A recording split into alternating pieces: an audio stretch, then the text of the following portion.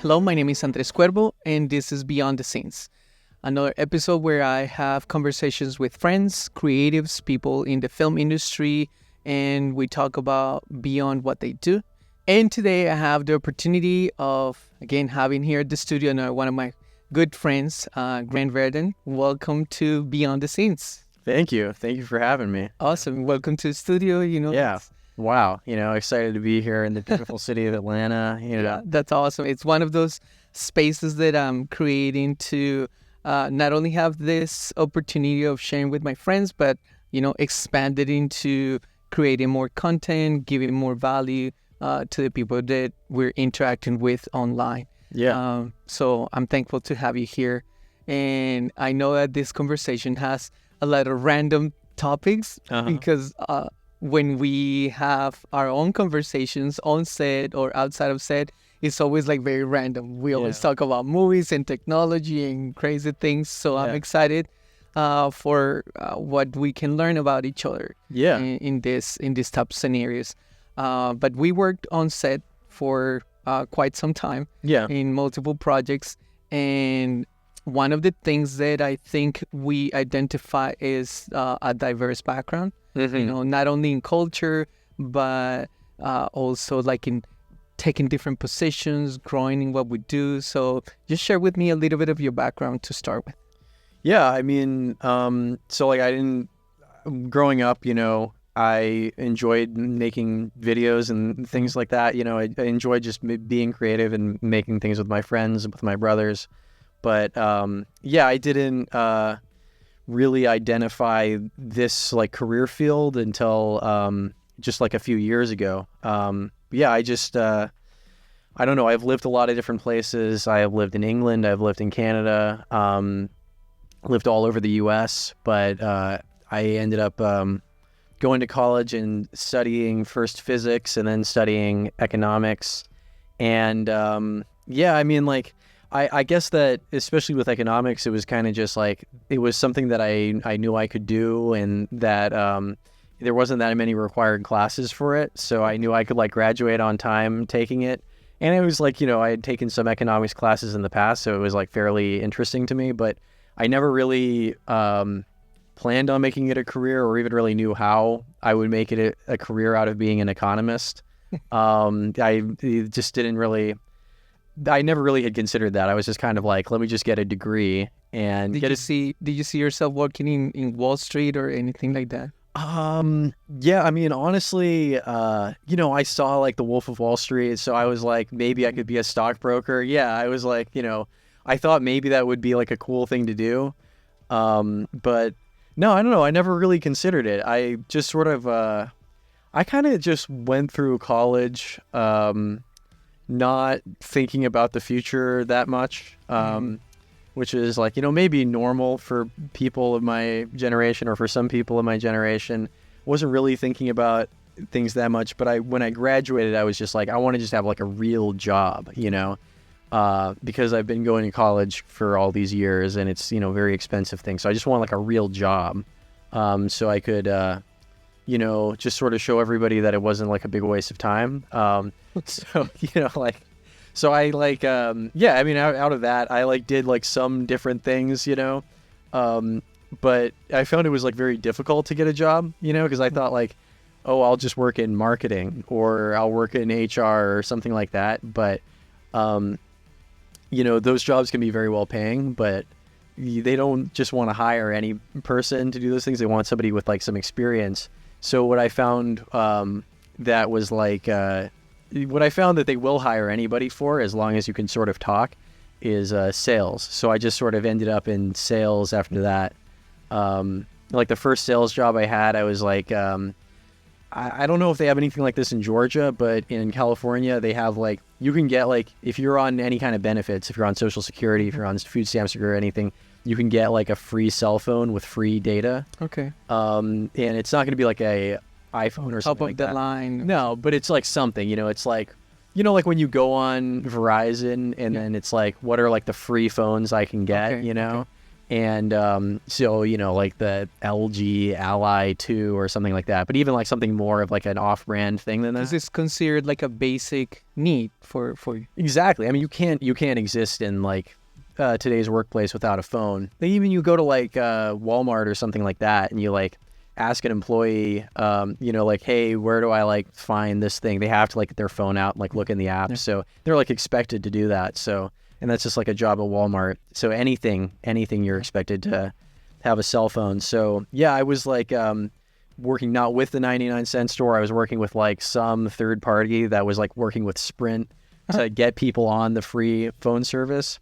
Because I think that they got subsidies from the government for like every like person they signed up for these things. So it was kind of like a whole racket that was going on. Wow. It reminds me of Better Call Saul. Yeah. Where he's selling the cell phone. Yeah, exactly. Oh. Yeah. So, I mean, basically what I was trying to do is like, it was like actually like the hardest sales because it was a free thing. But I had to just like convince people like I'm legit and this is not a scam, and I'm in this 99-cent store. So like nobody wants to talk to me. You just get like yelled at all day. And I was making like no salary. I was making like no hourly. Commission or what? All commission. I didn't have to buy the phones, but it was basically a pyramid scheme, except I didn't have to buy the product, But yeah, so that was like a real tough job. And I didn't make it for that long. I only survived like a few weeks doing that. But it was kind of like, all right, I know how to do sales. I have like some sales experience. And pretty quickly I was able to like spin that into like a real sales job. So yeah, I ended up at UPS.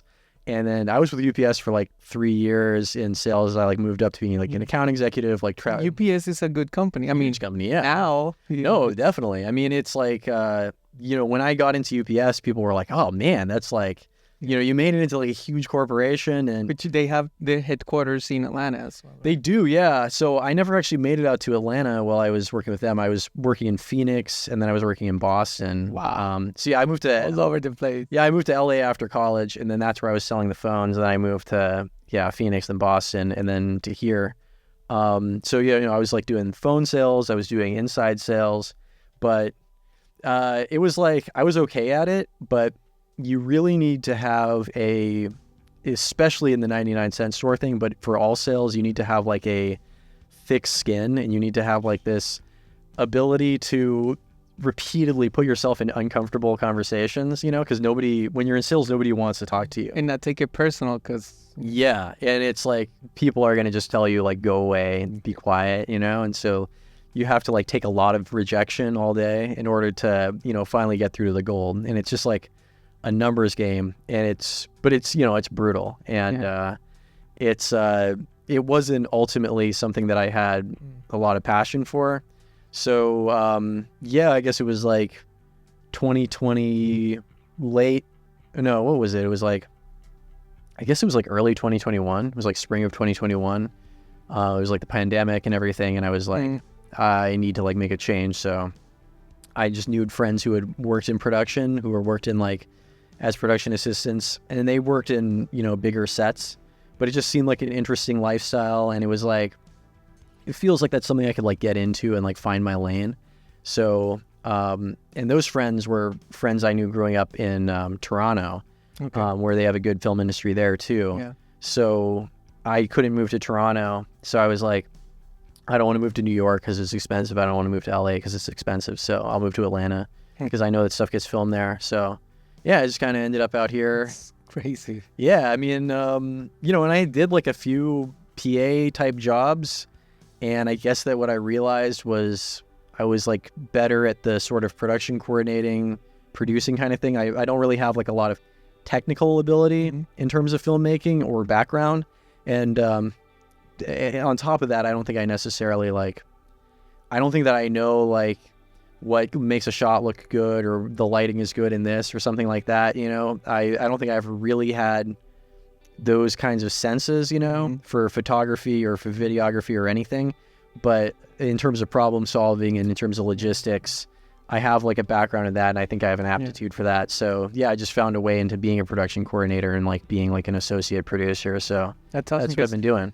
Many times is the ability to put a team together and trust that team and manage that team. Yeah. That is the most important skill in Yeah. position rather than knowing all this technical stuff. Sometimes it actually clashes, because you start micromanaging the team, not allowing them to do what they're good at. But from this story, I want to go back a little bit. It's interesting to me, and I want to know what's your take on growing and living abroad.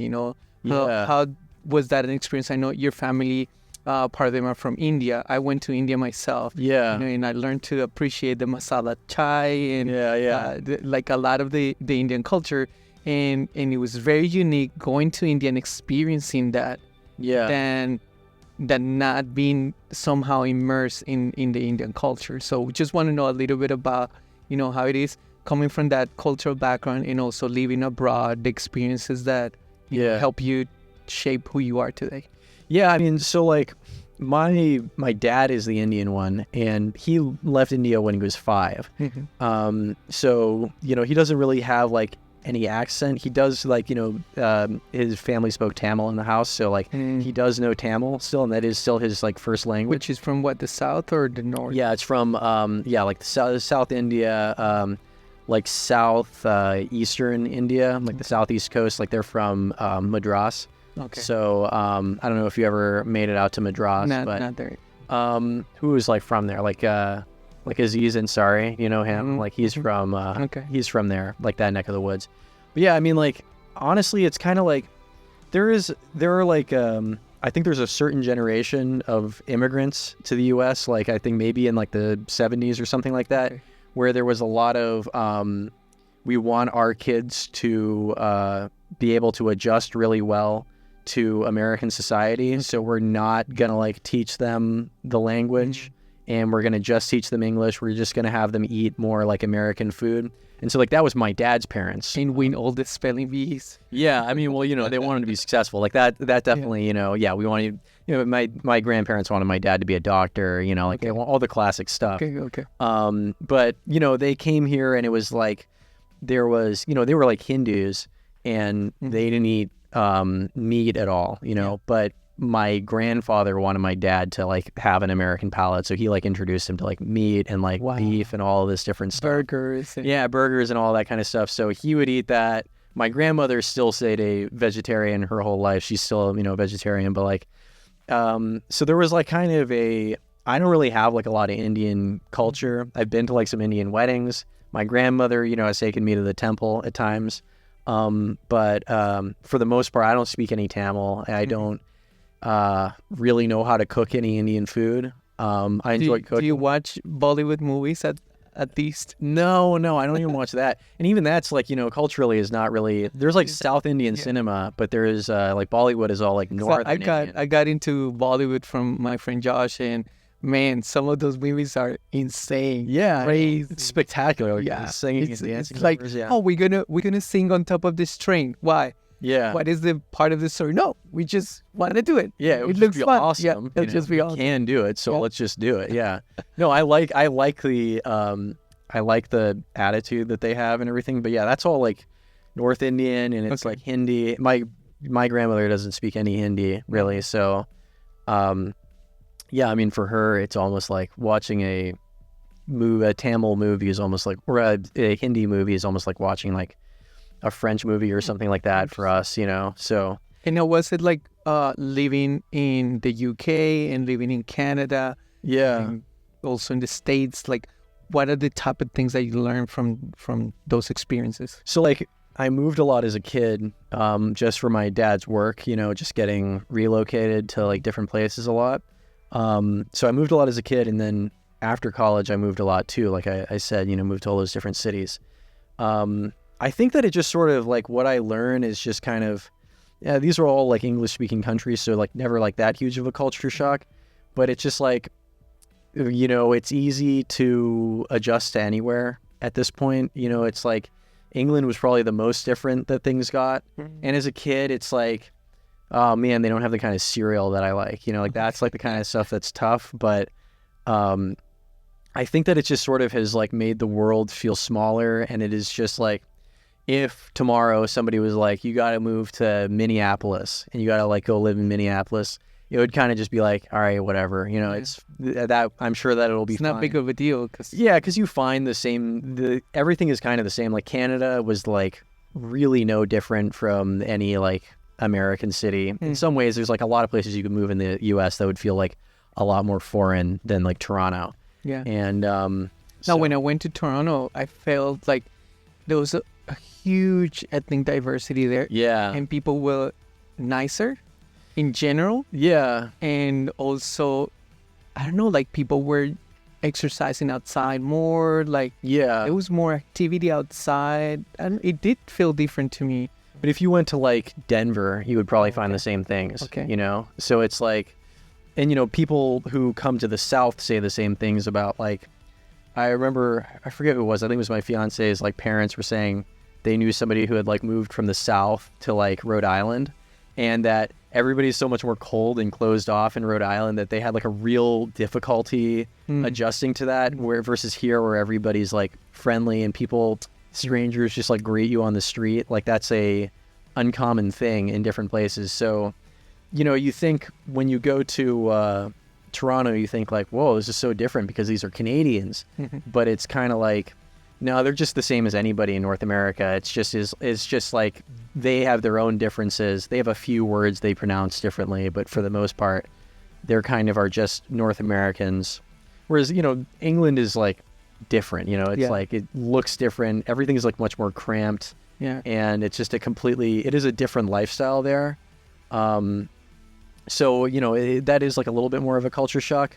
But even so, it's kind of like after a couple of weeks, you just sort of like figure out, okay, this is where I go to buy food. This is where I go out to eat. This is like, all the kind of different stuff. This is how I get around. And like the world just sort of feels like a lot more manageable. So that's the thing I would say is like the big, you've moved around a lot too. Yeah. And I think I identify with that. And I think it's interesting and cool that because when you were growing up, you moved so much and you had the ability to adapt and appreciate cultures. Then later on in life, like what you say, you were in LA, then you were in Boston, in Arizona, in Nevada, and then here in Atlanta, and like, and it seems like you can reset easier than somebody that might not grew up with that experience. Yeah, I mean, this was the case for a lot of people in Toronto, but like people there, I was in like Mississauga, Ontario, so they like grow up in Mississauga, Ontario, and then they go to like some Ontario university, so they go to like Western or Guelph or Waterloo or something like that, or maybe University of Toronto. Maybe the furthest they would go is go to like Quebec. They would go to like McGill or something like that. But for the most part, everybody like stays in Ontario, and so they go out to a different part of Ontario, and then they like finish school, and then they just come back to the Toronto area for work, and they basically just spend their whole lives around there. And it's like there seem to be things that are nice about having roots, but it also is kind of like, man, I don't know, like you're kind of like missing out on opportunity by adventures. Yeah, exactly. So yeah, I've lived all these different places, and it's it doesn't seem that hard, and it's not that scary for me. So I'm I really see the benefits of that, shrinking the world in that way. When somebody goes to film school in general, not always they're going to come out of film school and find a job as a director right away after film school, or as a producer, or as a DP, or even as a camera operator. Yeah. It seems like the route that many, especially students early on, take is becoming production assistants. Yeah. And there might be many definitions of what people think a production assistant is. With your background in physics and in science, and your background in sales and in economics, it was very different to come into the film industry. But you also took the path that many students will take, becoming a production assistant, understanding, how that works, and then really quickly, going up the ladder in understanding how production works, and then being a producer yourself. What do you think are some of those characteristics that really differentiate and really highlight a good production assistant that can excel at what they do? Yeah, I mean, so like the only way that I got the job that I have now is just by being one time just being a good production assistant, and then people just taking a chance on me and giving me a chance to like do like bigger jobs. And what I was told was like the biggest asset that I had as a PA was just communication skills. So like it's not, when you're a PA, it's not just being on set. That people send you to do all kinds of stuff. So it was a job where it was like, go to this place, rent this U-Haul, drive the U-Haul to like this place, pick up this piece for the set, then go and then, then park the U-Haul here and then Uber back home. And then the next day, Uber back to the U-Haul, drive it to the location, and then help unloading the set piece, and then help building like this set. So it was like all this random different stuff, but also like a lot of different steps along the way. And I kind of like, nobody was going along with me and doing all this stuff. So I was like really out on my own. And so just sort of like giving constant updates of like, hey, I'm here at this place. Hey, I'm picking this up. This guy's like, he's not here yet, but I called him and then he said he's going to be here in a minute. So giving like anticipating things as well. The kind of questions, and like just sort of knowing that whoever it is that hired me has like this stress, and they have like this, hey, I hope everything's going well because we don't have a plan B, and that kind of stuff. And all of that kind of stuff I got from just being in sales, because in sales, it's like your boss makes money when you make money. So you have to make sales so that the team makes sales, so that like, then it looks good for your boss and then your boss's boss. So they're like kind of, a good boss is not going to breathe down your neck too much, but they are going to be like keeping tabs on you, and they're going to be calling you like at random times, like, hey, what are you doing right now? And so it's good to, you don't want to, constantly be having calls with your boss, like telling them this is what I'm doing, justifying like what you're doing. So you try and like keep them updated. Yeah. And so I just learned that from that. I just learned to be very communicative, just almost like as a defense mechanism, just to like, keep people from bothering me, as long as like, you keep the stream of information going. Yeah. So yeah, that was like the main thing. And then also it was just like, this is just something that certain people have or they don't have, but I just sort of was of the opinion of like, all right, I'm here to do a job. I should just like work really hard, and everybody should just see I'm working really hard. And I should like, when somebody tells you to go get something, like go run and get that thing. Mm-hmm. Or, if they have like rules on set, like don't run, but walk fast, like move with a sense of urgency, basically. Yeah. That kind of stuff. I just sort of, I just figured that would be valuable for this kind of work, and it would be like a differentiating thing. And yeah, I mean, all this stuff I just learned from like corporate jobs, and I learned from sales and everything, just to like show people that you're like highly motivated and everything, so yeah, I just picked that stuff up along the way, and it's really paid off. I agree. And I think other qualities for a good production assistant and somebody that can, go up the ladder in their career will be as simple as being reliable. Yeah. It's so hard. You can find very good people, good intentions, very knowledgeable in the filmmaking industry, know a lot about movies, whatever. Yeah. But if they're not reliable and they're not on time, if they don't answer emails or calls, being reliable, to me, it's even more important than many other characteristics that a PA could have. Yeah. No, I mean, like, I can't tell you how many times I like email a crew member and I'm like, or I'm, talking to them on Staff Me Up or something like that. And I'm just, I'm going to hire this person. And if they like, I like working with them, I'm going to like continue hiring them down the line. And I'm getting like one-word replies from them and things like that. It's just sort of is like, hey, what's your email? And they just send me the email. And then they're just sort of like, oh, if they just sort of, if you were a little bit more communicative, if you like just sort of like, you need to like, I think that it's just important at every opportunity you have, show like, hey, I'm like grateful for this opportunity and I'm like eager, and be like very communicative is like it's just a small thing that you can do. I don't know necessarily where you learn that kind of thing from, but yeah, also just, applying to email. Part of it could be personality. Part of it could be, people are sometimes very technical. Yeah. They're not they don't have social skills, or people skills. And I think that's another, characteristic that will help a PA to excel in their career.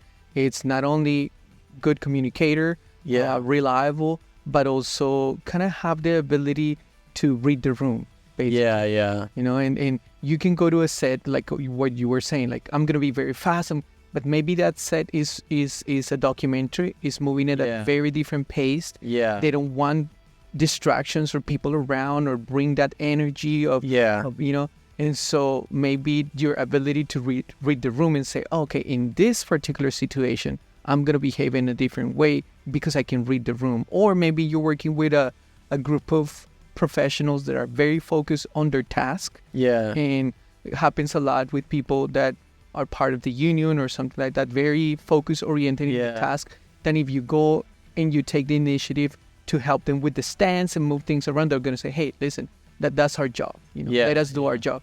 So it's while other people like, oh man, thank you. You know, you help us unload the truck, load the truck.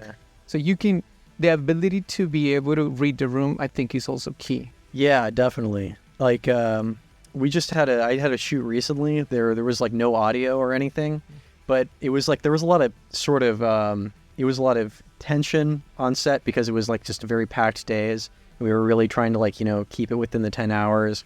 And, it was just like there was a lot of tension. There was a lot of back and forth between the director and like all these different people. And so for whatever reason, everybody just sort of like the volume of everyone came really low down to like just almost like a whisper. So even though we're not recording any audio, everybody on the crew was just like talking, you know, very quietly to each other, really trying to keep the volume down so that we could have like as, you know, efficient communication between like the people at the top as possible.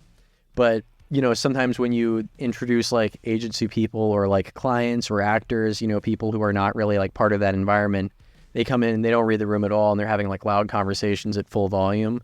And it's like, you know, it's just sort of is like, it was a good sign though that the crew all sort of like picked up on that like we should all be very quiet for some reason. It doesn't, you know, not every set is like that. Some set people are just sort of like talking and it just sort of is like more of just a fun environment the whole time. So yeah, I mean, there's like little things that vary from production to production, and yeah, you got to kind of like figure out how to exist. This brings a point in is you transition from being an assistant to actually produce, and now you're the one who's hiring people. So in your experience and from your perspective, what are the do's and what are the don'ts for somebody that wants to work in a position of a PA, for example? I would say you just sort of like figure out who you're responsible to, like who it is that's going to be telling you what to do, and just be on hand. And as long as you're on hand at all times, you know, just sort of like glued to their hip, then that's all you really need to do. And then maybe they're going to tell you at some point, actually, no, go and help this person. But then, you know, that priority changes. But as long as you're just sort of like there and you're just sort of willing to help in any kind of way that you can, especially in corporate stuff, you know, don't be saying like, that's not my job, you know, about stuff. Just sort of like welcome the opportunity to do more things, because it is very quickly that you will move up and out of that PA spot into a more specialized thing if you do that. But yeah, just sort of like being available, and then, you know, like we were talking about before, just being communicative. Like if somebody sends you off on a run to go do something, just let them know, you know, what you're doing, what your progress is, when you're going to be back, because people are always, they're constantly going to be asking, you know, where is this guy? Where's our PA? And then, you know, I would say that that's probably the main thing. I think also when it comes to like receiving the call sheet and looking at the call time, is like you don't know the logistics necessarily of what is going to take you to be at that time on the set. You know, how about parking? How about going to the front desk to be registered and get like, there's other steps. And I think part of being punctual and being reliable is, you know, the ability to understand that, you know, every set is going to work differently. And and you know, when time, especially in a production, translate significantly to money, you know, anything you can do to be on time and to minimize that waste of time could be a great asset. Yeah, definitely. I mean, it's sometimes it's like the simplest thing, because, you know, you tell somebody to be here at this time and, you know, they end up being 15 minutes late. And it's like, what, did you just guess how long it was going to take to get here? Just like, the day before, just check your phone, like, check on Google Maps, like, okay, how long is it saying to get here at this point?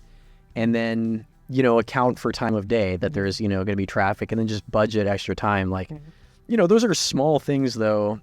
And yeah, those are kind of just basic expectations that you would have of people, but it's not always so basic, And sometimes they're accidents, sometimes they're unforeseen circumstances, but I will think, okay, I'm not on time on set, but I'm going to make it up. Yes. But imagine showing up late on set and then having an attitude that is also delaying extra. Yeah. So like if you're there, like, but I'm going to be on my top game, Yeah. I'm going to be able to, in a way, make it up for this. So I think definitely those are kind of characteristics or things that I will say. And if you're going to be late, like, there's times when you're just going to be late. When Google Maps tells you, communicate, go down this way. Yeah, just say that you're running late. So this is something that usually crew members are good about that, but sometimes actors, it's kind of like a lot of these problems apply to actors, but it's like, it's the same thing. Like, an actor should be like a PA. They should be like someone who you want to work with again in the future. So that's just tell people, hey, I'm sorry, there's a crash, I'm going to be 15 minutes late. People will forgive you for that. But if it just sort of is like, you're already 15 minutes late and I'm calling you and I'm like, where are you? And you're like, oh, I'm just pulling up now. That's way worse, that, because I don't want to have to go through this feeling of like, where is this guy, I also think the producer is kind of like that middleman between the client and the agency and the management and the crew as well. Yeah. Kind of trying to balance those that sometimes could crash, and then you're like in the middle. How do you deal with that, those pressures and those expectations from those two worlds? Yeah, I mean, you really just have to like plan for every eventuality as much as you can. And like in my position, I'm having to not just hire a crew, but I'm having to like pack the gear. I'm having to do casting a lot of the times, so and do locations. So it's like really just trying to leave as little to chance as possible. And then, but yeah, you always get to set, and then you just have to really think on the fly a lot of times too, is because something always goes wrong. So yeah, I don't really know what I could say about juggling all that stuff, as much as I could just say like, really try to think about all the different moving parts and think about what could go wrong here, this person could be late, this kind of thing, and just trying to build in more time, budget more time for all those kinds of things. Just do more checks and balances. I mean, like, I can't tell you how many times, like, I forgot, like, some minuscule, like, piece of gear for something that... crucial. Yeah, exactly. It's just like, oh, well, now the client just can't see the video at all because, like, this cable was in the wrong box. And so it's just every time that you do a production, you just think of like more and more things for the checklist. And sometimes you even add extra things just in case. Yeah. No, I mean, I just now it's like, I was like, all right, I don't want to ever forget a small cable again. So I've just got like a whole new case that's just small cables, and it's like everything is like, put into there. So I like, there's no cable that I could forget, There's just some random thing. It's like, man, this battery actually didn't charge overnight, so I got to use this other battery. Do you have this adapter for it? And I'm like, yeah, it's in the case. Don't worry about it. But it's just, I don't know. I have like so much stress going into it. It's actually kind of nice when you get onto set, and then it's just sort of like, okay. Yeah, because if you did all your work before the set, by the time you get to the set, it's like, okay, my work was done. Yeah. The crew's as a producer. Here, yeah. The crew's here, the gear is here, the talent is here.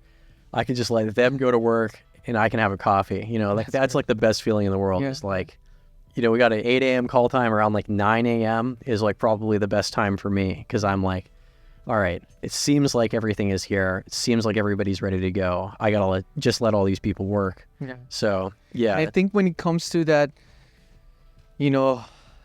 place where you're managing expectations and relationship between the management team and the producers and the client and the rest of the crew, I think one key ingredient is to have empathy. Yeah. Because you were part of the crew before. Yeah. And you're also interacting with the client at that above the line kind of position.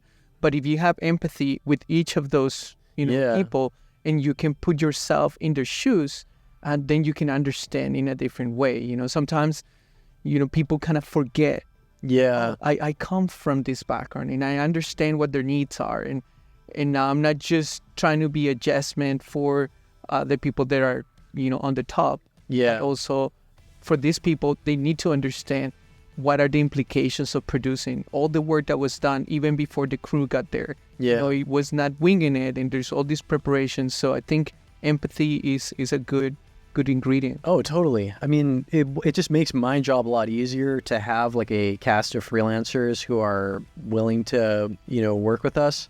And so yeah, that just like requires so much of like considering like their needs and like their wants when they're on set. Because if you are constantly having to find new people to fill roles, then the quality of what you're making suffers because you're not able to like use the tried and true people. And I just have to spend so much more time in staffing. It's so much nicer to be able to just like, we need 8 people for the crew. I have like these 8 people immediately come to mind. I text all of them, and then all those people are like, willing to go. Yeah. That's like just a load off my mind to have that. But yeah, it was like, I actually had some pretty interesting conversations on set with the PA who I had hired last week. And, I was saying like, I think honestly one of my bigger weaknesses is really it's hard for me to tell people what to do or even to like ask people to do things, especially when it's like something I could do myself. Delegating those kinds of things is kind of, I don't know, I feel it's hard for me to feel like I'm not taking advantage of people. But you do need to be able to get people to get stuff done. And, what is the best way to communicate with people? Yeah, like the way sometimes is what makes a difference, right? Yeah. I mean, and there is a balance I found that needs to be struck between being nice and understanding, and then also kind of just being like, hey, I expect you to do this, so go get it done. Rather than hey, if it's not like too much trouble for you, then could you do this thing? That would be my tendency to talk to people more that way. But you need to like let them know that, okay, there's something at stake here, like you need to, I have expectations. So I think it's like, you can see it go completely the other direction where you have like, my friend was talking about in Austin, what it's like the commercial industry in Austin seems like the way that I see it, it seems like very toxic of people really like, producers really yelling at people, really being tough on the PAs and like never, having a nice thing to say to them or anything, just like really, really working them. But he was saying like, I also, being a PA in that situation, he also understood that because, I don't know, it just sort of, it did seem to also get results. To me, that seems like a culture that I wouldn't necessarily want to be part of. Like results at the expense of what, Yeah. It's like creating an environment on set that is not healthy. Yeah. That's really, goes deep into the relationships that you foster. And at the end of the day, you move so much from one production to the next that relationships is what you take, it's friendships. It's the fact that, you can count on people for things that are not even related to your position or the industry itself, because you make those connections. Yeah, that's definitely true. I think that there is definitely a balance to be struck, but there is also like a certain, a certain level that you can get out of people, out of freelancers you're working with, that by being direct with them and being like clear about things. So yeah, that's something that I'm trying to figure out to this day, because it isn't necessarily fair to just assume that a PA is always going to be what you want them to be. Sometimes it just takes a little bit more communication. But to me, it's kind of like, I don't know, I'll ask you nicely to do something. If it doesn't get done, I'm just sort of like, all right, well, I guess I'll just like for the rest of this production, I'll just do that myself. You're not going to get hired again. But, nobody really learns from anything. Maybe I'm shooting myself in the foot. So yeah, I guess that's just sort of managing people is just tough. And, in all of my corporate jobs that I had, I never was in a situation of being a manager. So I guess that's like the skill that I would probably have to learn, at this point in my career. Interesting. Now, shifting a little bit from the work environment and all the lessons that we've learned, in that position as producer and stuff. We are talking about, how at this stage you're transitioning to a new phase in your life. You're gonna get married soon. Congratulations. Thank you. And we were just talking, being in the film industry as a single person, or even dating somebody, kind of takes another direction when you're thinking about starting a family, having kids. And how have you seen that shifting in this season in your life? Yeah, I mean, I think that it just sort of, you start thinking more and more years down the line. For me, it was like, what was appealing about the film industry when I entered it as a single person was just sort of the freedom that it gave you, which is like, can be very enjoyable. Sometimes you're working really hard, but a lot of times it's like, you're not working that hard at all and you're not really answerable to anybody. And so like, that was a nice thing. And as long as you're able to just sort of financially survive and just get by and pay all of your expenses every month, then it felt like, who's to say that there is anything wrong with the way that I'm going about things. But now it's just kind of like, I'm in the situation of looking and saying, all right, down the line, how am I going to continue to make more money? Because like, getting married and then having a family and everything like that, just the expenses pile up, leaving out just the house and everything, but having kids and that kind of stuff is just going to make my life exponentially more expensive.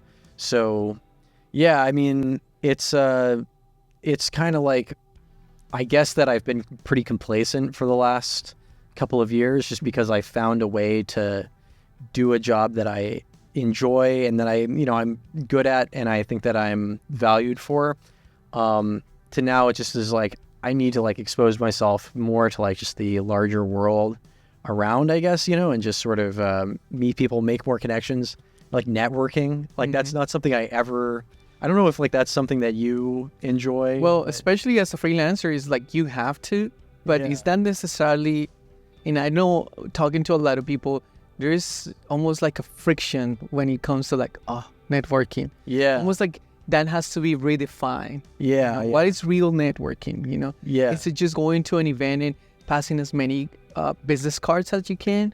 Or is it trying to focus on, getting good energy with somebody and developing a good connection? Yeah. Is it about what I can get? Or is it about what I can give? Yeah. Or mutual? It's many elements when it comes to, networking. But I think in general, a lot of people have some kind of friction even with the term of networking. Yeah, I mean, it seems like, people, it just seems so LinkedIn, it seems like kind of just this falseness of like, the professional world that you come to get used to. So like coming from the corporate background, I don't know, just sort of the whole idea of networking, it puts like a little bit of a bad taste in my mouth, but I also see it's like so important, it's just like you don't want to be part of like a whole culture of everybody using people, but it's also is just the relationships that you have are where the opportunity is going to come from.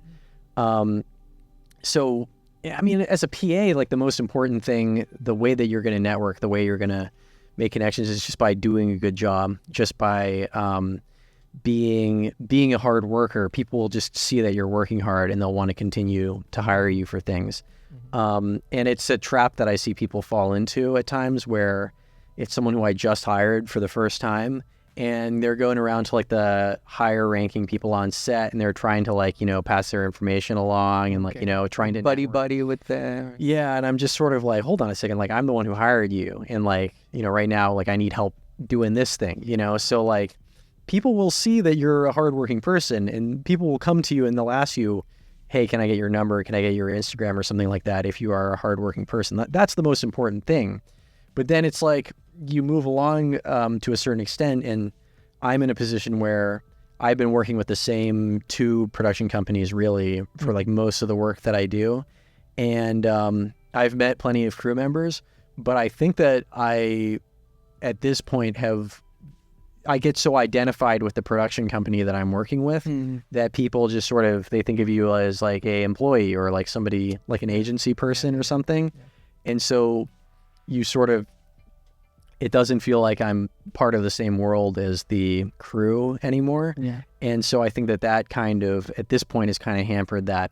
So now I'm having to like re-examine it, and I'm kind of having to rethink about networking. And thinking of, having a family is like expanding the amount of people you work with, or thinking about how other ways of generating revenue, or almost like the longevity of what you do. You even start thinking about your physical health, your mental health. Oh, yeah. Things that when you're single, you're like, go at it, 100%. Yeah. And then, okay, we're maybe, I don't know, it's not settling down necessarily, but there's certain characteristics in decisions that you start making once you start thinking of having a family. Yeah. I mean, at this point, I think actually, now that I found my way into this industry, I'm in a position where I probably should be taking more risks. Okay. Because this is like a better time, because I don't have any kids or anything like yet. So I think like this period, like these next couple of years, are probably the best opportunity for me to take risks, and to branch out and to, meet new people, work on like different projects, and that kind of stuff. But very soon it will be in a situation of like having to settle down. So yeah, I don't know. I just sort of, I want to, I guess, just expose myself to as much opportunity as possible in this period, just so that opportunity will still be around when I kind of have to settle down. I don't have like as much time to like take risks and do different things. So yeah, that's like something that I've, had to think about, is like, what can I do at this point, especially since the kind of work that I do is so much just part of like working as part of an agency or working as part of a studio. And I don't know, I don't even really know what the freelance world looks like for production coordinators or for associate producers, those kinds of things. I don't know necessarily what that looks like. And if I think about it, how I got this job is by being a production assistant. So should I go back to being a production assistant, just, for jobs on the side to expose myself to more opportunities? Or I've considered like, because I've like done so much casting at this point, and, background acting, or just sort of like the non-speaking kind of corporate acting that I hire for a lot. Seems like it's a good racket, to do a couple of jobs here and there. So I've wondered, what would that, what kind of like, how would that kind of world look? Is that something that could be a job that I could do on the side? I don't know. I'm just sort of like thinking about all kinds of different stuff. Now, it's very key that you have a partner that's not only supportive, that you have a deep communication with. Yeah.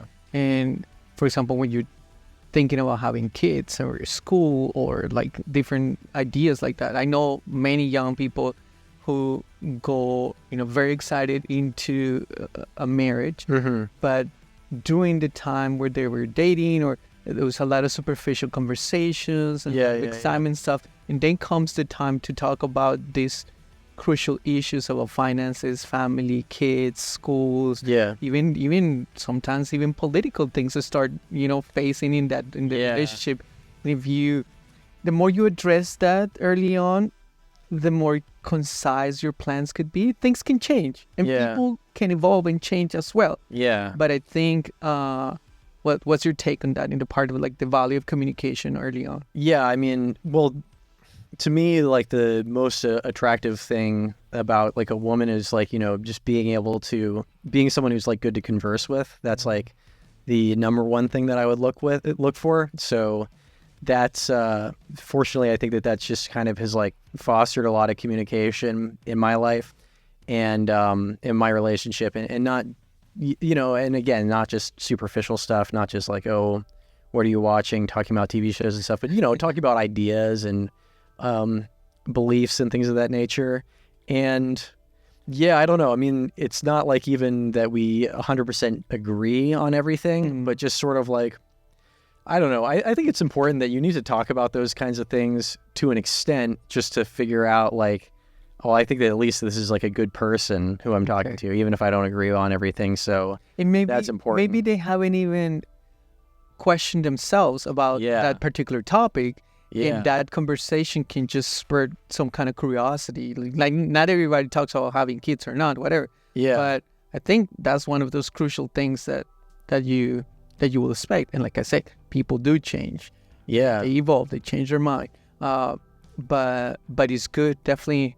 I like how you put it, where it's attractive to talk to somebody and find out that you're really compatible in that sense. Not only the physical stuff and the chemistry, but there's like also this relational chemistry that it's based on communication. Yeah. No, I mean, well, and it's interesting what you were saying about, that you don't consider these things until you talk about them. Because, I feel like I formulate a lot of opinions through conversation, Okay. So it's like somebody asks me something and it's not really something that I ever thought about before. And, I don't know. I just start running with it. I don't know. You just sort of consider things from different perspectives. People they give you their own input. But I don't know. I hadn't really, it wasn't like, I had never thought about having kids, but it just sort of seemed like it was such a abstract idea until I started talking about it with my now fiance, But it was like from pretty early on, and I don't know. I guess it didn't seem like that scary. It just sort of seemed interesting. But I don't know, all that kind of stuff.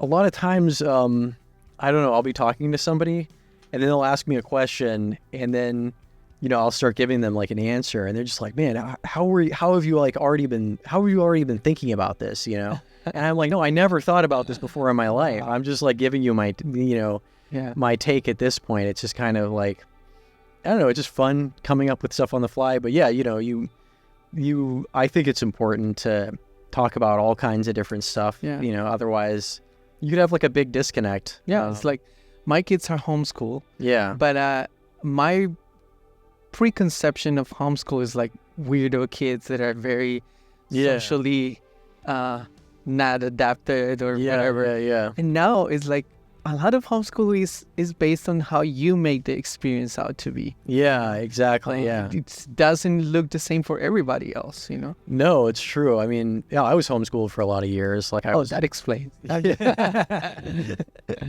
No, I was homeschooled until high school. I mean, I think that in some ways it did kind of make me, different. I have a lot of siblings. I have 6 siblings. So, wow. Most of the conversations I had growing up, most of the conversations were like with my siblings or with my parents, so I think that there was like good things about that and good things and bad things, Like what? Well, what's good is I think that all of my siblings are very funny. So I think that it just sort of was like, good for like all of us, just sort of building a sense of humor. But, it's also good to just sort of be in the loop about things. Because even now I find, as an adult, the kids talk about things that or not kids, but like, people my age, people who are like 30, they talk about things that they're nostalgic for. And sometimes I like just have no idea what they're talking about. I'm kind of like Pokemon or something like that, I'm like, oh man, I don't really know anything about Pokemon. We got a couple of tapes from Blockbuster, but for the most part, like I never really got into that. But maybe if I'd gone to school, everybody would have been talking about that. So being sort of plugged into culture and like, cultural awareness is, especially like you've pointed this out to me in the past, but in America, we just talk about pop culture. We like get together, people who don't know each other like sit down, and then they just start talking about like what's on and like, like what they've been watching and, what kind of thing that they're into. Whereas you said like in, Colombian culture, growing up, it's much more like deeper conversations about like politics and things like that. Which to me, that sounds insane. Like, I would like go and sit down and talk about. It's either you're talking about soccer, or you're talking about politics, or you're talking about like what's happening in the social environment. It's a lot of that. Yeah, like, well, sports is definitely a big thing. But I think about like, it wasn't like I had no interactions with other kids, because I did certain things I was in Boy Scouts, I played baseball, I played soccer. So, growing up, like, you would meet other kids talking about those kinds of things. But a lot of times my conversations with them, I would be like, I have no idea what this dude is talking about. So I think that being plugged into society to a certain point is valuable, because, this is another thing we've talked about, but one of the most valuable things in this career, or like in any career field, is just that you want to be somebody who is like enjoyable to hang out with. And being enjoyable to hang out with is like, just being someone who's good to talk to, somebody who's interesting to talk to. That's going to do so much more for you career-wise than even necessarily being good at your job. So those kinds of things, I guess that it's just sort of it's good to be plugged in to an extent. It's good to just be somebody who is enjoyable to talk to. That'll just benefit you so much, like going on in your life. But yeah, I mean, I am fortunate that I had so many siblings, because in some ways I think that that's like, it's made me like a better roommate, for example, because you're like living with people who are going to call you out on things, on like, if you're making a mess or something like that, or if you're hogging the TV or something like that, it's like a constant state of like sort of like conflict and like avoiding awareness. Conflict. Yeah. So you have to be like very self-aware, and you have to be good at avoiding conflict. So that was the fortunate thing about having, siblings and having like those kinds of checks and balances growing up. But and you mentioned, a good ingredient in that relationship with your brothers was humor. And I consider you not a funny person in the sense of like telling jokes all the time, whatever, but a guy with a very exquisite sense of humor. And I appreciate that. Many times when we're working on something and it's very stressful, sometimes you come and make a comment and it's funny, and it's just like, I don't know, it's not funny that it's just like superficially funny, but it's also funny with a context that makes you think and laugh, and it kind of breaks the ice. Or sometimes we are in situations that are tense with the client, and then your humor kind of complements and I don't know, brings balance. I know that you have to be self-aware when you're using humor, because sometimes there are situations where, you made the mistake of, coming with the wrong attitude. But I do believe, and I want to hear your take on like the importance of humor in creating an environment that is fun, even at work. Yeah, I mean, it's like, well, I mean, anything about if I'm a funny person, I couldn't necessarily say why or where it comes from or how or anything like that. It's just sort of it is a very hard thing to put your finger on. But yeah, it's such a abstract thing to say, and I really don't want to talk about it too much. Like I have like the No, dude, no, you gotta admit that you should have your own talk show or your own stand-up comedy show, because sometimes it's just like amazing, dude. Yeah, but it's also like, it's something that is like, if you told me to like go and like write jokes or something, then it would be so hard for me to do something like that. Or if I had like a podcast, right, that was like a comedy podcast, I don't know how I would be like funny in that context, because it's just sort of is like being in the situation of like, okay, now sit down and be funny would be, I don't even know how I would approach that.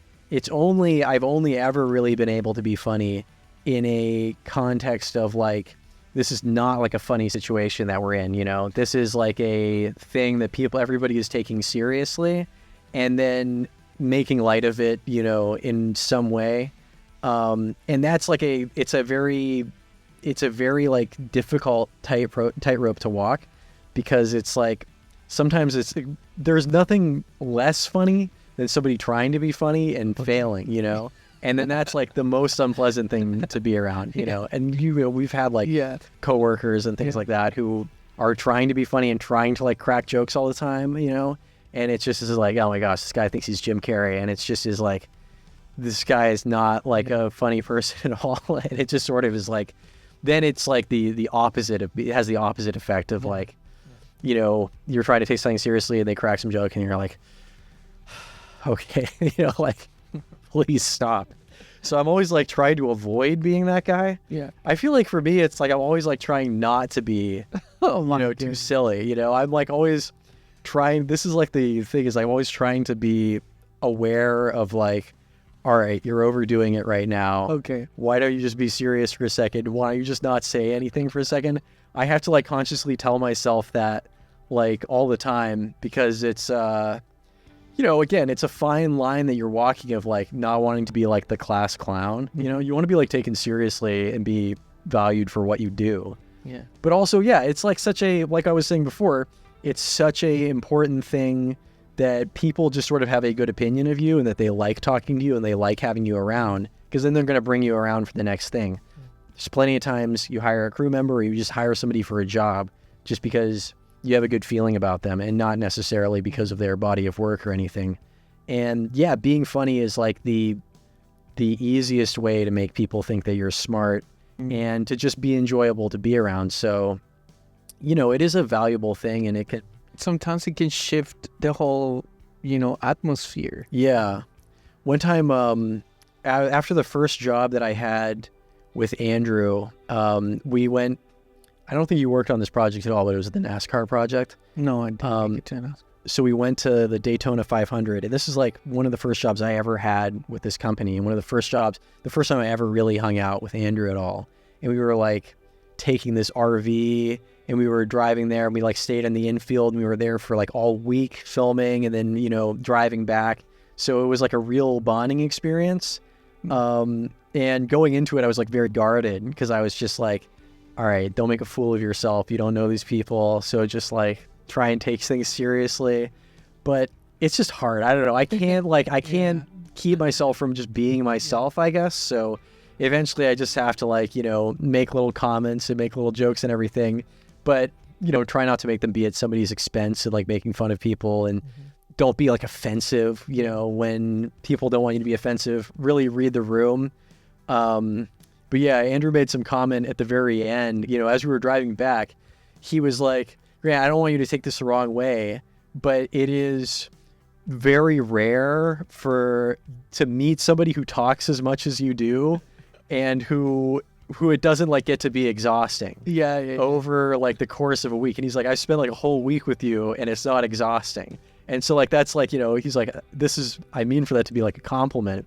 Yeah. But to me, I was just like, oh, well, just maybe like so like self-conscious, about like, man, I'm like just the guy who talks all the time. But I don't know. I don't know any other way to be. Yeah. But again, is like the what's part of the funny thing is like it's very smart humor. Yeah. That you use. It almost it's that quality of like reading the room, understanding what the dynamic is. Yeah. And being bold and being part of it and not being shy and holding back. Yeah. And I think that's completely an asset. And I think more people should use that to their benefit and be more relaxed and be, changing the atmosphere in a very positive way. Yeah. Sometimes, in this world you can get so tense, it's so serious that sometimes you need somebody like that. Maybe not everybody. Yeah. But you need at least somebody that's, willing to put themselves out there to see the life on a different perspective.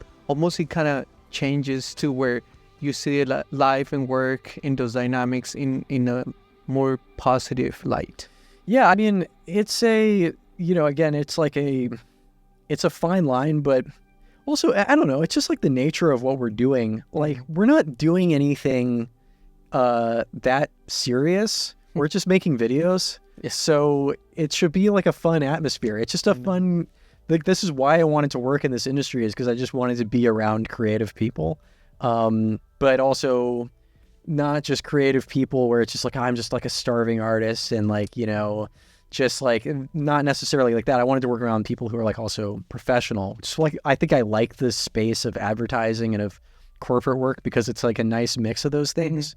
But yeah, I don't know. What we're doing is like pretty fun and the people we get to hang out with are pretty interesting. And yeah, some of the projects are like really entertaining because you're working with actors and you're, getting to see things. Everybody like understands pop culture pretty well. So you could like talk about those kinds of things. So I don't know. I don't see like why it shouldn't be fun. really, I just think it should be, people should like not take things so seriously, because when you take things too seriously, I think it, like, honestly, it suffers. And it's like, what's the point of being in this industry if it's like we are making a video, but then everybody's just on edge and feeling bad all day? What's the point of that? You know, I don't know, that's not why I got into it. But yeah, you got to read the room, because sometimes it is stressful. Sometimes it is just like, we have this outdoor shoot and it's rained the whole first half of the day. How are we going to finish on time? You know, it's just, yeah, it sucks, you know, but then joke around in the meantime, try and like have a little bit of levity. I think it's a valuable thing. I think most people are capable of like being pretty funny, you know, if you're talking to them about what they're interested in, and they're, you know, they let their guard down a little bit. Yeah. So there's a whole other side of you that I think is very interesting, and is, you know, I learned when you were fixing your car and having issues, but then repairing it yourself. Yeah. And this whole like hands-on, you know, making it on your own, like fixing things. Yeah. And how do you use that also, you know, it kind of reflects how you also behaving on the set, you know, have that mentality of like, you know, I can be a problem solver. Yeah. I would say like that all just came out of changing careers. So having like a steady job and then leaving and then coming into freelance world, like in the pandemic, not having like any connections here in Atlanta really. And yeah, just sort of, I just went like a whole year of like very sparse work, you know, before I got into a more steady job again, and just wanting to be as frugal as possible. So I was just kind of like, you know, anywhere I can save $100 here, $100 there, I'm going to like try and do that. So I began like cooking for myself. And then I also began just trying to, anything that breaks, especially with my car, just trying to fix it myself. Yeah, I just sort of fell into that from like just having a lot of old cars, you know, I always try and keep my transportation as like cost effective as possible, you know, because I don't believe in like buying a new car. I don't like having a car payment, you know. So, you know, I was thinking, yeah, I guess like every single, like, I just became a lot more conscious of my expenses, because I went from the situation of like, I lived with my parents for a couple of years working a corporate job. So I was making like the best money I ever made and having like no expenses whatsoever. So I went from that to, you know, basically making no money and then paying for all of my expenses. And yeah, I don't know. It just sort of like the work was not consistent enough, especially when I was first starting out as a PA. So I became like obsessed with like, you know, saving money. So yeah, like the working on the car, I took my car to get fixed by a mechanic one time, and it was like the part was like not that expensive, but then they're charging like $100 or $150 an hour in labor. So any single thing that you do is going to cost you hundreds of dollars working with the mechanic. So I think the first thing, like honestly, the first thing I ever fixed about my car, besides like changing a flat tire, was I changed the windshield wiper pump for like the sprayer for the front windshield. And after I did that, I just sort of like came to realize that everything, or at least on older cars, everything is interchangeable parts. And this, like, that kind of, it's almost like Lego or something like that. Yeah. And not just on cars, but it kind of just expands to everything. Like plumbing is just like Lego also. It's just is like replacing interchangeable parts. So yeah, I got good at like fixing the garbage disposal, you know, because I've like clogged up the garbage disposal so many times because I used to have like way too much faith in them, you know. Yeah. I thought like, yeah, I could put entire like chicken breasts down here, like, you know, whatever, you know. I thought like these things were invincible, and then it like gets clogged up, and you know, then I like went through one experience of like, okay, the garbage disposal is clogged up. I'll ask the landlady to call a plumber, and the landlady's like, it's not my fault that the garbage disposal is clogged up, so I'm going to charge you like $200 or something like that, you know, for getting this guy out here. And then I was like, oh boy, well, I should probably stop clogging up the garbage disposal. But I did again, you know, because it was like potato peels or something like that. I thought like, there's no way I can't handle potato peels. And it like clogged it up again. So then, yeah, you just sort of like come to figure out how these things work. You just sort of take it apart, you make a huge mess, and then you just sort of like have learnings from that. And it's I don't know, like you figure out like these things are not so tough. It usually is never broken beyond repair. It usually is just like one or two things needs to get replaced. So with replacing that one part on my car, I've done, bigger and bigger and bigger jobs with it, to the point where, yeah, I guess that you sort of realize that everything is interchangeable parts, and also like everything is like, there's a YouTube video for everything, Yeah. So watch YouTube videos for weeks, going into it. And like, that's so true. Like the bigger the job, the more time you spend, like, really just trying to like become a student of that thing. And then it's finally like, okay, it's go time, time to, take care of this. And so, yeah, to me, I don't even like the process of fixing the thing is like very stressful often, but like the satisfaction that you have afterwards. Definitely. And you think about like, oh, I saved hundreds of dollars by doing this. And I learned something. Yeah, I know, because you carry that with you. I've had to like, since I replaced the washer pump on that one truck, there's been 3 cars since then that I've had to do the exact same job on. And yeah, it's been a good thing. It's like always a valuable experience. And yeah, it just sort of, it has like the effect of making just everything in life just feels like I can figure this out if I watch some YouTube videos and spend some time. And, you meet people who they don't have that same attitude. They don't have the same kind of like, I'll fix it myself attitude. And it's not even like, oh, they go and like they're just wasting money on having other people fix things. Oftentimes they just like go through life with a bunch of broken stuff all around them, or they treat stuff more disposably. They just replace stuff entirely.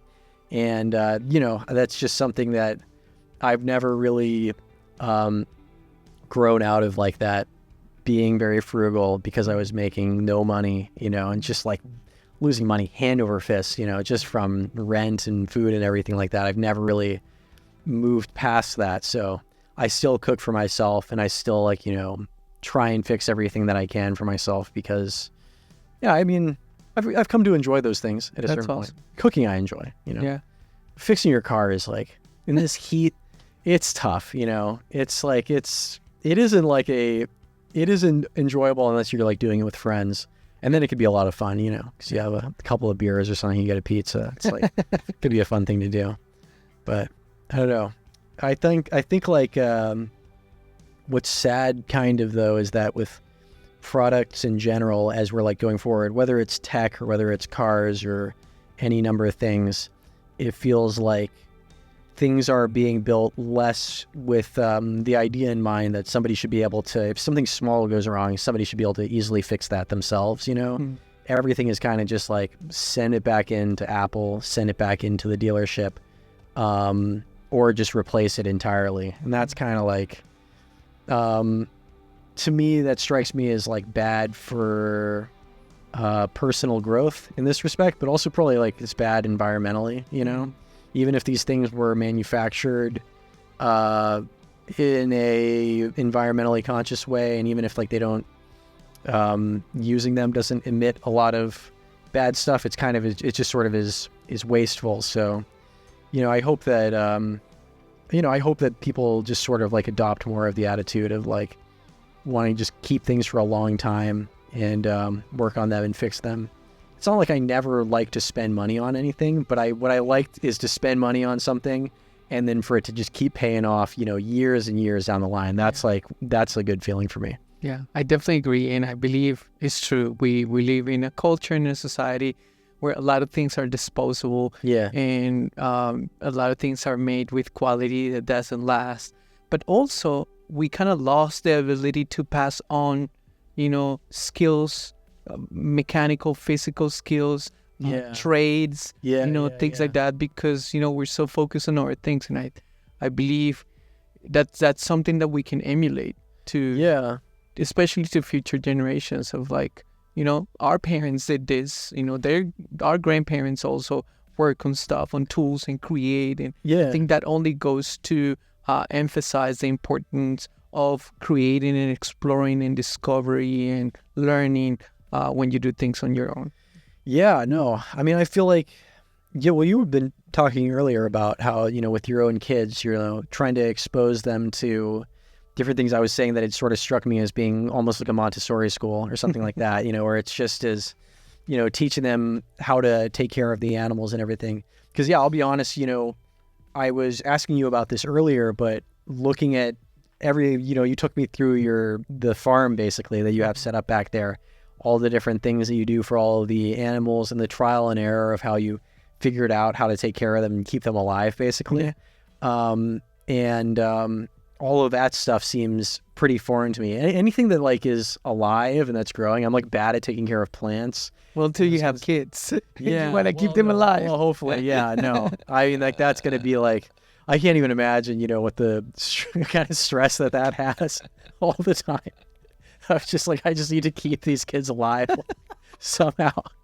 Like, that's like all you're going to be thinking about. No, because it's like, I have a cat and it's like, the cat is like, fortunately a cat can kind of take care of itself, but I'm always thinking about somebody's going to come and fix the AC. It's just like, oh, can you make sure to like let them know to like not leave the door open because I don't want the cat to get out. I'm like constantly thinking about like what happens if the cat gets out. And, I have like, I always have like, I'll have like bad dreams sometimes that it's like, oh, a week went by and I forgot to feed the cat for like a whole week or something like that, I start having like this kind of stress about that. And it's a cat. It's like the easiest thing in the world to take care of. But yeah, that kind of stuff, but with all of the different plants and all the different animals and everything, it seems like that's a whole huge thing that to me still sort of, it's like the way that it used to seem working on my car. Like it all just seems like magic to me. Like I guess that like when I was a kid, everything felt like magic because until a certain age, my parents kind of just, they did everything for me. If I wanted to go to camp, my parents would sign me up for camp. I didn't like realize, how to. Parents had a magic card, plastic card that pays for everything. I know we're gonna like watch something, and it just sort of is like I didn't know how to like operate the DVR or anything like that, So like, as I got older, I think it was like when I was like in my later teens, my parents just started to be like, hey, you want to go tour that college? All right, go figure out when they have like a prospective student weekend and just like, let us know. And then, figure out like where you're going to go. And for me, I was like, that was a very, it was a harsh awakening to like all of a sudden be expected to like figure stuff out for myself. But it's good that I had that experience because I started to realize valuable things about like, you got to just like you got to look on the internet. You got to find a phone number. You got to just get somebody on the phone. Somebody will explain how to do what you have to do. Yeah. But all that kind of stuff is like, when you're a kid and you don't have like any exposure to it, it just seems like magic to you. And you don't want to be in that situation when you get older and older. But yeah. I mean, eventually I want to like have my own house and I want to like take care of my yard and that stuff, all that stuff, like how am I going to keep a lawn alive, just all that stuff. I mean, that in itself just seems like nobody ever really figures out the formula for that kind of thing. Yeah. It's always like everybody's got dead patches in their lawn. And it's interesting that seems like there's a new industry has developed to where people are just putting tutorials on YouTube, tutorials online of how to do things. People are very interested on like, even if it's just for entertainment value and they're never going to pursue that or do it. True. People want to learn how to take care of chickens. Even if they don't have chickens, it just seems to be fun seeing people doing stuff. Yeah. I watch like this, there's this French chef. I think his name is like, Jacques something, He's like he goes back, he's like pretty old now and he goes back a long way into like cooking TV and everything. But everything he cooks is like French food. So a lot of it kind of like disgusting to me, Yeah. It's like, it'll just be things that he'll make like some sort of like olive sauce or something like that. I don't really like olives. I think that it's French cooking is unlike Italian cooking or like Mexican food or something like that. It's sort of, it doesn't always like, it's not always the most appealing looking thing, but I enjoy watching the videos, even though I'm never going to like make any of this stuff just because he's got a good personality and everything. Yeah. But on the other hand, I also think like when I'm working on my car, I would never have any ambitions of being like the car repair YouTube channel.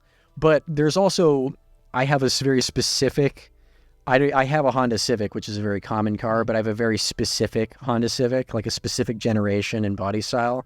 And it's not the same to work on as all the other ones. Like it's kind of is, in some ways, it's like completely different. A unicorn. Yeah. So it's like there are not YouTube videos online of working on my specific car. And I always think like, man, I should just set up a camera and show myself working on this and then record some kind of voiceover, because it would just be a valuable thing to just put out into the world. It'd be a way I could like give back to like automotive YouTube, just to be like, hey, like this was my experience changing the radiator or something like that. So I consider doing things like that, but I don't know, I never, never end up bothering. But that would be something where it's like, even though I don't have like a lot of expertise in it, just seeing somebody else doing it, see somebody else get under the hood, it would give people, it was like you were saying about how you, what was it? You had to like, there was like something like some kind of glue in your bathroom that you were trying to work with, like some kind of contractor's glue, and that ultimately the solution ended up being to just go in with a hammer and just smash everything. But it's not something that you would ever have done yourself if you hadn't seen a video already of someone being like, hey, sometimes you have this kind of glue. There's no way to get by this kind of glue other than smashing with a hammer. So that's what you got to do. It like gives you a little bit of like courage to like, do it yourself. So, otherwise you may have just been like, I don't know what I'm going to do. I'll call a contractor or something, Yeah. So, yeah. That's awesome. And I really appreciate the conversation. And I know that this was going to be a very random and fun conversation because there's so many topics that I can talk with you and in a very fun way, very natural way. And I do appreciate that. I think there's a lot of value, especially in the fact that you're putting yourself out there. You're trying things. You're not afraid of making mistakes. You're not afraid of growing, facing new stages in your life now that you're going to get married, thinking about a family. Yeah. I mean, this whole conversation has a lot of value. So thank you for sharing. Well, yeah, thank you for having me. And if you find value in these conversations, don't forget to share with other people. And I'll see you in the next episode of Beyond the Scenes.